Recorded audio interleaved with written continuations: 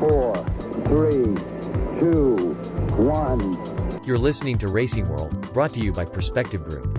It's your motorsport podcast show in conjunction with Race Control Magazine. Well, welcome to another edition of Racing World. Boy, oh boy, didn't we get treated to a great Indy 500. The 105th running of the great race, superb. It had it all, as always. Namesake races, if you like, around the world always deliver, and this year's Indy 500 was no different. The day started perfectly, cooler temperatures than what we'd seen during the week, but a brilliant clear sky day in Indiana, so very fitting for the race. Great sunrise over the speedway, and it just is magic when you're there. So jealous not to be there this year, but at least I can share these things with you. So what did we see this year? Well, we saw heaps. We saw this guy, Helio Castroneves, come back to the table, and boy did he come back. More on that a little later on. The thing, of course, is he becomes the fourth oldest winner in the history of the 500, but there were lots of records today. It was the fastest race in history. Why, you might say? Because there weren't that many yellows and the overall race speed stayed up. There was some 35 lead changes, 13 different drivers, not a record. The record was set in 2017 when there was over 90 lead changes. Yes, the cars ran closer together. We saw that at the start. Look how close they were packed up with each other. But some of that is the new aero, you know, the modifications to the under tray, all sorts of little bits and pieces. But these cars run close. Did it become a fuel strategy race? I think it always is a fuel strategy race. With less yellows, then yes, it certainly does. But you can never predict those things. You just know, like any great long-distance race, they're going to happen somewhere along the line. So reviewing the race, well, it kind of settled in pretty easily early on. Dixon was very content to run in third, and I think that was fuel save mode right at that space. Rinus VeeKay quite happy to be out in front, so was Colton Herta, but Herta was probably a little bit smarter. He knew that he needed to save fuel. VeeKay, he just enjoyed being out front, and good on him. Why not? It's the Indy 500. But then Stefan Wilson had this incident in the pit lane, and that really started to turn things up. No major fault of his own. You come off turn 4 at over 200 miles an hour to a 60 mile an hour pit lane with cold, relatively cold carbon fiber brakes because they don't get a lot of use around the speedway, and he locked it up and spun it. It closed the pit lane. Now, this is where a lot of people have been saying that there were errors by the Ganassi team or whatever. Let's just clarify a few things. The pit lane gets closed by IndyCar. It's a rule. And Will Power said in the show just a few weeks ago to us that he hates this rule, but it is what it is. So the pit lane was closed. In this instance, there was even the accident took place in pit lane, so it kind of had to happen anyway.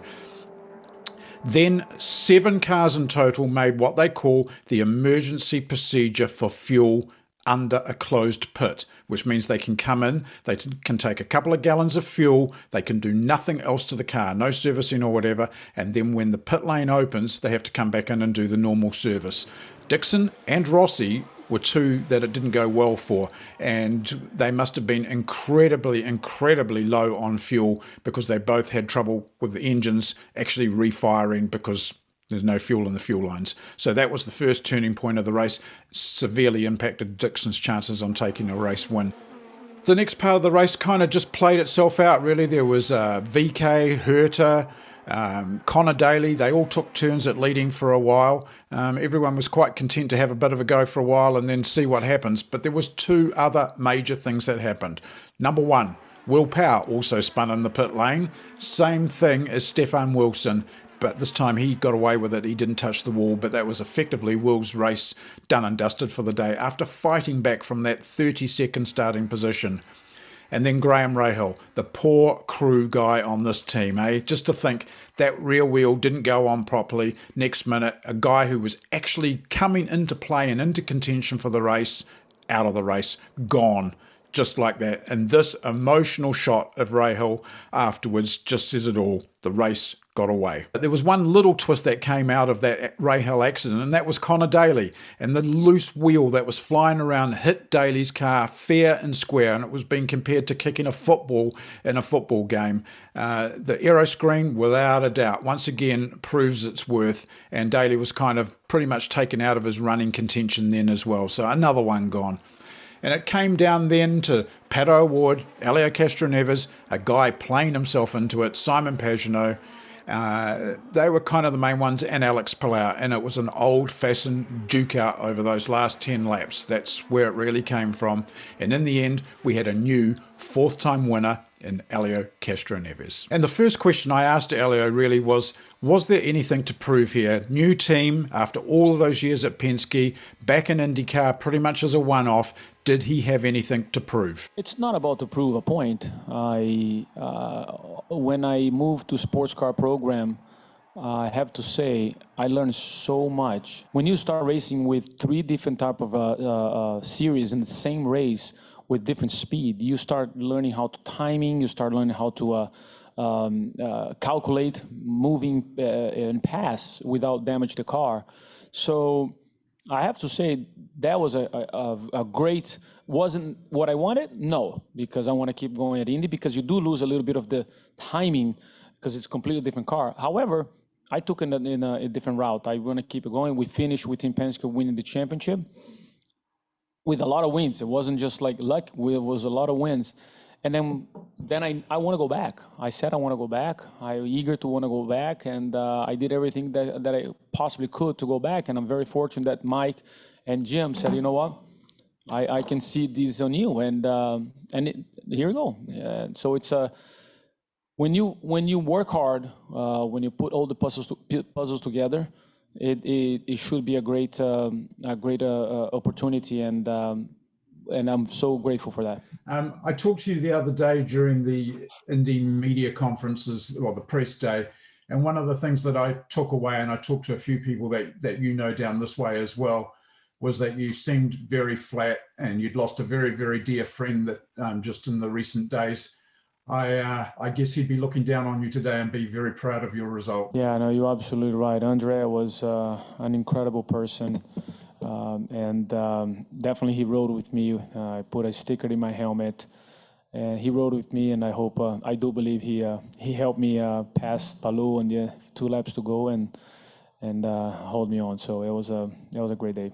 And then for our second place getter, Alex Palau, this was actually his first time racing at Indy with a crowd, because of course last August there wasn't. Like for me, this was fully crowded today. I was on the parade lap. I was like, oh my God, like I'm driving here. Like, so yeah, hopefully we got some good photos today with everybody, with all the fans, and yeah, hopefully next year we have full capacity. And then, Alex, I think probably at one stage you thought that you may have become a new first-time winner in this race. I tried everything, and it hurts, but to be honest, it's good to lose against probably one of the best. Well, probably it's one of the best, probably the best. And yeah, it's Helio. I don't know why, but he had 3, and why he wanted 4. Like, he could have gave me 1. I just wanted 1, but it's okay. Then a man that kind of just appeared in the framework for this race, Simon Pagenaud, all of a sudden he was third, just played the day out, lots of lessons learned. And Simon, you kind of just came into this game. I mean, it's amazing, this place. I only have so much respect for this place. I love the tension through the race, and how much you have to let the animal inside of you come out in the last 20 laps. It's just such it's a feel that I've never had on any other racetracks. That fight at the end, you know, being in it, even though I was third, I could smell the blood. And I tell you what, it's the best feeling in racing. You know, obviously I want to win, and it hurts to be third. Then Simon, you know your former teammate better than most. What is the key to Elio around this place? I think it's a feel. He's got a feel for this place. And I also feel like the more you love the place, the more the place loves you back. There's something really strange about it. And, you know, all Elio thinks about is the 500. You know, everybody talks about his line being different than anybody else. I don't quite understand why he's running that line, to be honest with you. I've always tried to understand. And no matter what year it is, what package it is, it works. But he just knows what he needs. He knows what he needs from the race cars. He knows when he's going to be in the fight for the win. And he keeps it to himself, and he uses it as energy. And to me, he's been a mentor. You know, I love the way he goes about racing, how he prepares. And also, he just lives life. He just lives life and loves it. And I think just he's a positive person, and he always believes. Well, they were the three top place getters, but of course there was another place getter, and that was Rookie of the Year, and that went to Kiwi Scott McLaughlin. Little bit dejected at the end of the day because of the drive-through penalty that he incurred when he was really looking good for a top 10 finish. But these are lessons learned. This is what Indy's about. This is what makes you stronger. This is what makes you an Helio Castroneves. It's go in the memory banks, come back, have another go. This is also why this race is not that easy to win. But Scott, it was a great, great performance. You know, you certainly expect it from yourself. I put a lot of pressure on myself to perform at a very high level. That's probably why I'm so pissed off right now. You know, it's one of those things where you come here and you feel the energy in the place, and it's certainly it gives you goosebumps and you want to perform on the big stage. And I felt like up until that pit stop we were really solid. I felt I was saving good fuel. The car was good. And I was learning a ton. I made some pretty cool passes, which I really enjoyed. I had a really good start, which was cool. I think I made it 4 wide, which was pretty interesting for a little bit. But, at the end of the day, it's all a learning experience. I'll take away these learnings and tell you what, I'll always check my brake pedal before I come into pit lane. I think I knew that we were semi in the front pack. I knew where Pagenaud was and Helio, and they were just a couple of cars ahead of me. And I just know these races. Bathurst is exactly the same. You just got to put yourself in that position. And we certainly were with the fast guys. So that's probably what I'm most gutted about, because I felt like I positioned myself really well, and it's a mistake that I don't normally make. Right, well, those were kind of the major place getters, but we caught up with a few other drivers, and one of those was Graham Rahal. This race was coming to Graham. There's no doubt about it. There's always lots of talk about, oh, yes, the race is mine, da-da-da. But in the end, Graham Rahal was in this race until that event happened. Indy 500, number 14 in the books for me, and like many others, it ends a little bit of disappointment. Today more so because I really think we had him. I think we had him today. Very green race, which played right into our hands because we were good on one more stop. Everybody else needed to. I can't tell you how bad this stings, but we win as a team, we lose as a team. The boys did an excellent job all month long, so we can't point any fingers. We need to keep our heads down. We got to focus on Detroit. We're sad, we're bummed out, but we'll be all right. Congrats to Helio. Great job, Mike Shank, Jim Meyer, the whole team. Congrats to them. And then, of course, there was last year's winner, Sato. He was on a bonus from Borg Warner, another $380,000 US if he'd been able to do back-to-back wins. Didn't happen. Again, he was kind of in the equation, but he was a very happy man for Helio. First of all, huge congratulations to Helio Castroneves. That's a living legend, winning 4 times. It's incredible. Really great to see and share the spectacular time with him, with the fans too. Today, the atmosphere is just incredible. Same as what it used to be. So very happy to see them all. Unfortunately, our race ending up bit bitter and sour. Really tough decision to go through the final stint to save the fuel. We had to lead down to something miracle for the yellow, which it didn't happen. Before that, we were P6, P7, right on, actually just behind Helio. So it would have been nice to race hard, but the team tried to really hard to pull the win, and today wasn't the day. So it's a huge disappointment, of course, but we need to learn and we move on. And once again, a big congrats to the Helio. And continuing our roundup of people that we caught up with after the race, the man behind Ed Carpenter Racing, Ed Carpenter himself, had 3 cars in there, including himself, VK and Daly. They all pretty much led at one stage or another. But Ed, it was a great performance for the team overall as a team. Kind of a crazy day. I made a rookie mistake. First stop, stalled the car somehow. Hadn't done that in a while, so dug ourselves a hole. But the ECR boys, Sonex, number 20 Chevrolet guys, they kicked ass today in the pits with the strategy. I only passed a couple cars to get back up to 5th, so this one's all of them. Car was good. It was just tough, really tough deep in the pack, but it was great to be able to get back to the fight at the end and get back in the top 5. So from how it looked early on to come out of here with the top 5 isn't a bad day at all. And then the man that I kind of had as a little bit of a dark horse in this race, Sebastian Vettel driving for AJ Foyt. I just thought somehow along the line maybe something would come into play, courtesy of AJ and all those things.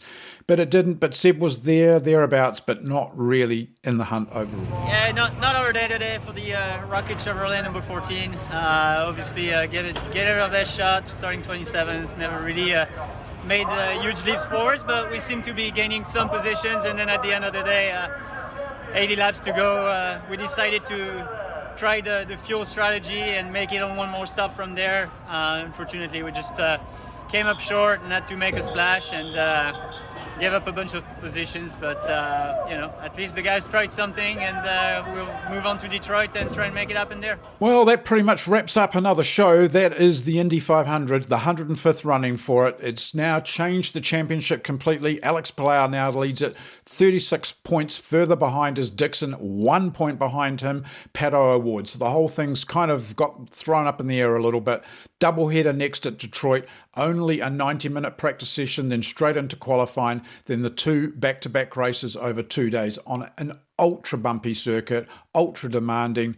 This is the halfway point in the series. This is where we will see the championship start to shape itself out.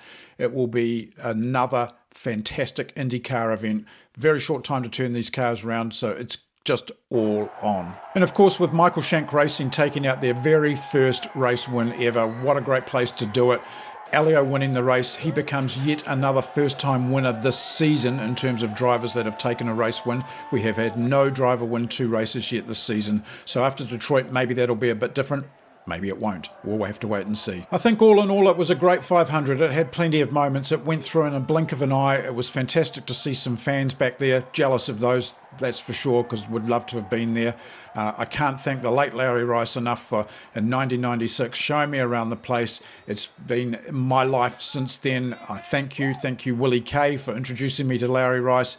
You guys played a very important part in my addiction to the 500 and everything that it means, and I do understand it. If you've never been to the 500 before, you got to go. So start saving those pennies now, because by 2022 there will be a full crowd there. We will be COVID free, and we'll be able to enjoy the 500 for what it really is. I thank you again for watching Racing World. We really enjoy making this show for you. Don't forget, share, like and subscribe. You can listen to us on Apple Podcasts, Anchor FM, Spotify, and of course watch us on YouTube. To everyone associated with the show, thank you. To IndyCar, thank you for all you've done for us over the month of May. Can't wait for Detroit. It's only 6 days away.